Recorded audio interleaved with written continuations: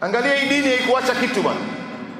Sasa hivi madaktari wanaongea mambo duniani na wanasayansi, mambo ambayo Mtume sallallahu alaihi wasallam aliongea miaka 1444 iliyopita. Ni kama ambayo tunaishi na Mtume akiwa hai, lakini sisi ya Mtume hatutaki mpaka tuje tuambiwe na madaktari ndio tutayakubali. Lakini Mtume alishayasema yote haya kitambo. Hao wamekuja kuiga kwetu sisi. Kiasi ya chakula unafaa kula kiasi gani? Mtume sallallahu ameelezea akasema, anasema ma mala ibnu adamu wi'aan sharran min batni, hajajaza binadamu chombo kibaya kama anavyoijaza tumbo lake. Hii tumbo yako ikiwa sawa, afya yako itakuwa sawa. La tumbo yako isipokuwa sawa, afya yako haitokuwa sawa.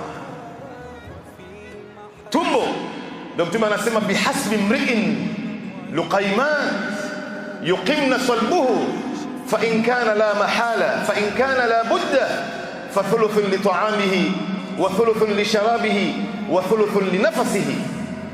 Yani ikiwa hapana budi lazima ule, basi igawe tumbo yako sehemu tatu.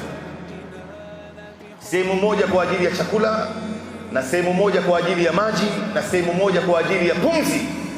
Si mtu anakula mpaka anakosa pumzi, na ndio wengi wanafikiria hivyo. Hapana, umefahamu ndio Saidina Umar akasema, Saidina Umar anasema katika kauli yake, anasema iyyakum walbitnatu fi at-ta'ami wash-sharab, tahadharini na kujaza tumbo na vyakula na vinywaji, kwa vyakula na vinywaji tahadharini sana.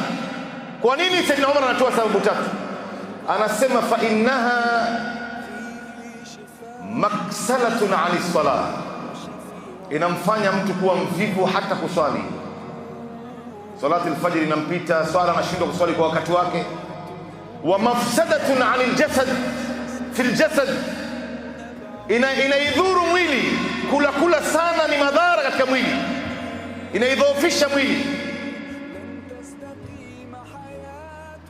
Kisha anasema kwamba wa mu'atun lilmarad, kula sana inarithisha, inasababisha maradhi ndani ya mwili.